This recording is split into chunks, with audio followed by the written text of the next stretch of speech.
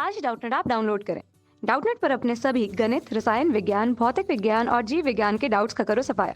बस प्रश्न की फोटो खींचो, एक ही प्रश्न को क्रॉप करो और तुरंत वीडियो सोल्यूशन पाओ। अभी डाउनलोड करें। प्रश्न है, चित्र में प्रदर्शित सी आर श्रेणीबद्ध परिपथ के लिए निम्नलिखित के मान ज्ञात करें। पहला, परिपथ में आरएमएस धारा। बी है, प्रतिरोध एवं संधारित्र के सिरों के बीच आरएमएस वोल्टता। यह भी स्पष्ट करें कि इन वोल्टताओं का बीजगणितीय योगफल मुख्य स्रोत के वोल्टता से अधिक क्यों है। तो प्रश्न में क्या दिया गया है, एक सीआर परिपथ दिया गया है जिसमें सी का मान कितना दिया गया है, 15 माइक्रोफैरड। आर का मान दिया गया है 200 ओम तथा हमारा जो प्रत्यावर्ती वोल्टेज सोर्स है उसका मान दिया है VRMS का मान दिया गया है 220 वोल्ट तथा आवृत्ति का मान दिया गया है कितना दिया गया है 50 हर्ट्ज। तो प्रश्न में क्या पूछा गया है, प्रश्न में पूछा गया है परिपथ में आरएमएस धारा। तो हम जानते हैं कि जो हमारा प्रत्यावर्ती परिपथ के लिए जो होता है, क्या होता है कि हमारा धारा का मान क्या होता है, धारा आई आर एम एस का मान होता है आई आर एम एस बराबर होता है वी आर एम एस बटे जेड, जहां आई आर एम एस क्या होता है, आई आर एम एस होता है धारा का वर्ग माध्यमान। उसी प्रकार वी आर एम एस क्या हो जाएगा, वी आर एम एस हो जाएगा विभव का वर्ग माध्यमान।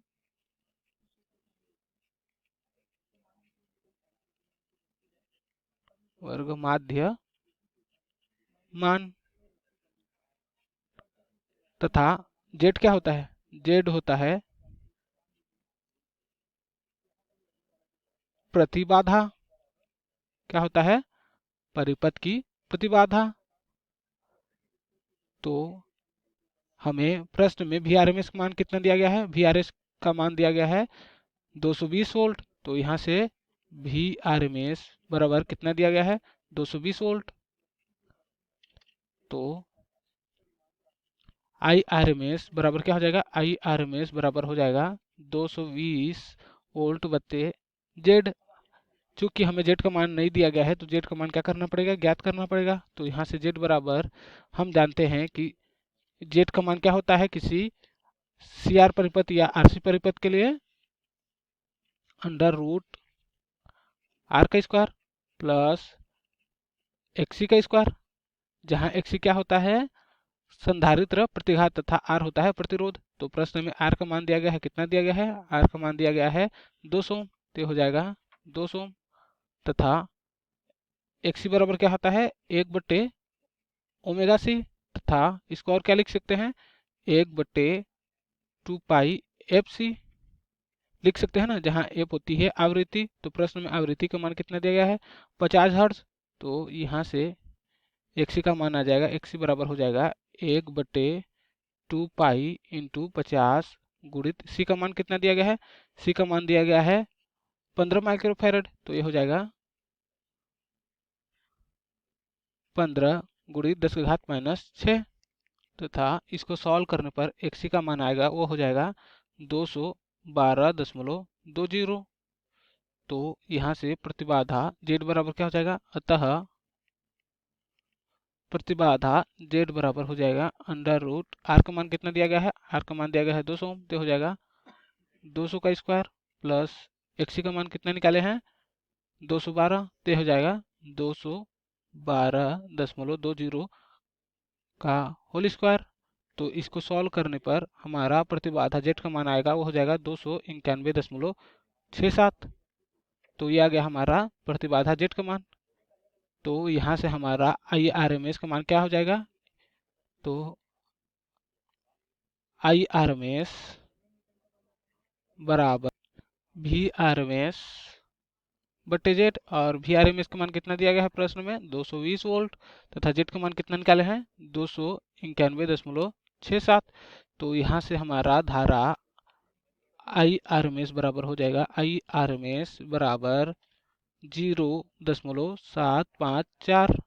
तो ये आ गया हमारा धारा आई आर एम एस का मान जो हमें प्रश्न में पूछा गया था। तथा प्रश्न में और क्या पूछा गया है, प्रश्न में पूछा गया है प्रतिरोध एवं संधारित्र के सिरों के बीच वोल्टता भी स्पष्ट करें। तो मान ले जाए संधारित्र के बीच का वोल्टेज, मध्य का वोल्टेज कितना है, Vc, तथा प्रतिरोध R के मध्य का वोल्टेज VR हो, तो क्या हो जाएगा, यहाँ से VR बराबर हो जाएगा I इंटू R, तथा Vc बराबर क्या हो जाएगा, Vc बराबर हो जाएगा I इंटू Xc। तो यहाँ से प्रतिरोध R के मध्य का विभवांतर कितना हो जाएगा, VR बराबर I का मान कितना निकाले हैं अभी, 0.754 गुणित R का मान कितना दिया गया है, 200, तो हो जाएगा 200। तो इसको सॉल्व करने पर जो हमारा वैल्यू आ जाएगा वो हो जाएगा 150.8 वोल्ट। तथा उसी प्रकार Vc का मान कितना हो जाएगा, Vc बराबर हो जाएगा I का मान कितना है, 0.754 गुणित Xc का मान कितना निकाले हैं, Xc का मान निकाले हैं 212.20, तो हो जाएगा 212.20। तो इसको सॉल्व करने पर हमारा संधारित्र के मध्य का विभवांतर हो जाएगा Vc बराबर हो जाएगा 160 वोल्ट। तो ये आ गया हमारा संधारित्र के मध्य का विभवांतर Vc, और ये आ गया प्रतिरोध R के मध्य का विभवांतर कितना आया, VR का मान आया 150.8 वोल्ट, तथा Vc का मान आया 160 वोल्ट, जो हमें प्रश्न में पूछा गया था। तो ये आ गया हमारा आंसर।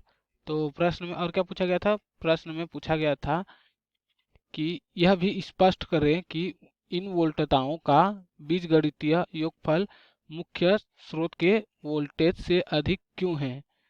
तो मुख्य स्रोत V का मान कितना दिया है, मुख्य स्रोत V का मान दिया गया है 220 वोल्ट, तथा अगर हम इनका बीजगणितीय योगफल करें, मान लिया जाए VR प्लस Vc करते हैं, तो कितना हो जाएगा, VR का मान दिया गया है 150.8 प्लस Vc का मान कितना निकाले हैं 160।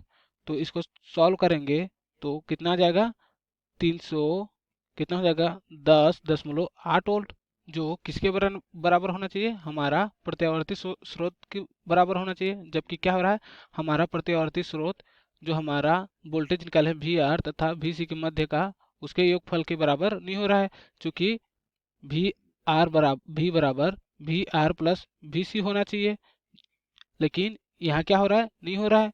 इसका कारण क्या है कि जो हम वोल्टेज निकालते हैं, जो हमारा परिणामी वोल्टेज निकालते हैं, वह उसका सदिश योगफल होता है। क्या होता है, सदिश योगफल। तो सदिश योगफल के लिए क्या करते हैं, VR का होल स्क्वायर प्लस Vc का होल स्क्वायर, फिर पूरे का वर्गमूल। तो यहाँ से आ जाएगा जो हमारा प्रत्यावर्ती स्रोत का वोल्टेज है उसका मान आ जाएगा। ऐसा क्यों होता है, तो इसके लिए एक फेजर आरेख ड्रॉ कर लेते। अगर मैं धारा को परिणामी मान लेता हूँ, यह हो गया धारा I का मान, तो हम जानते हैं कि जो प्रतिरोध के अक्रॉस यानी कि उसके सिरों के मध्य का विभवांतर होता है वह क्या होता है, धारा के समान कलम होता है। तो यह क्या हो जाएगा VR, तथा हमारा जो संधारित्र के मध्य का विभवांतर होता है वो क्या होता है कि धारा से 90 डिग्री क्या होता है, पश्चगामी होता है। तो ये हो गया Vc का मान, हो गया ना। तो हम लोग इसका परिणामी विभवांतर यानी कि V का मान निकालने के लिए क्या करेंगे, यहाँ से एक परिणामी ले लेते हैं। ये हो गया हमारा परिणामी V।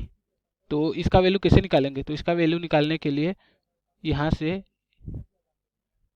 ये हो गया, तो ये क्या दिख रहा है, एक समकोण त्रिभुज के तरह दिख रहा है, तथा एक ये हो गया हमारा परिणामी वोल्टेज V जिसका मान निकालना है। तो यहाँ से ये क्या है, VR है, तो ये भी क्या हो जाएगा VR। तो हमारा परिणामी विभवांतर भी क्या हो जाएगा, V बराबर हो जाएगा पाइथागोरस प्रमेय से, किसके, पाइथागोरस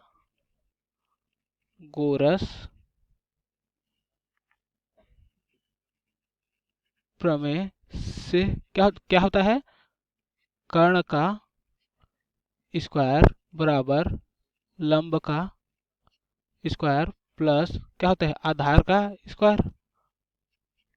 तो यहाँ से कर्ण बराबर कितना दिया गया है, कर्ण बराबर दिया गया है भी, तो ये हो गया भी का स्क्वायर बराबर लंब कितना है, लंब का मान है भी सी, तो ये हो जाएगा भी सी का स्क्वायर प्लस आधार कितना है, आधार है भी आर, तो ये हो जाएगा भी आर का स्क्वायर। हुआ ना। तो यहाँ से परिणामी विभवांतर भी बराबर क्या हो जाएगा, भी बराबर हो जाएगा अंडर रूट भी आर का स्क्वायर प्लस भी सी का स्क्वायर। तो यही कारण होता है कि हम लोग प्रतिरोध के मध्य का विभवांतर तथा संधारित्र के मध्य का विभवांतर का बीजगणितीय योगफल लेते हैं, तो क्या होता है कि जो हमारा प्रत्यावर्ती स्रोत का वोल्टेज होता है उससे ज़्यादा होता है। तो इसी कारण हम उसका सदिश योगफल लेते हैं। क्या लेते हैं, सदिश योगफल लेते हैं। कक्षा 6वीं से 12वीं से लेकर नीट, IIT, जेई वो एडवांस के लेवल तक 1 करोड़ से ज़्यादा छात्रों का भरोसा। आज ही डाउनलोड करें डाउटनेट ऐप या व्हाट्सएप करें अपने सारे डाउट्स 8400 400 400 पर।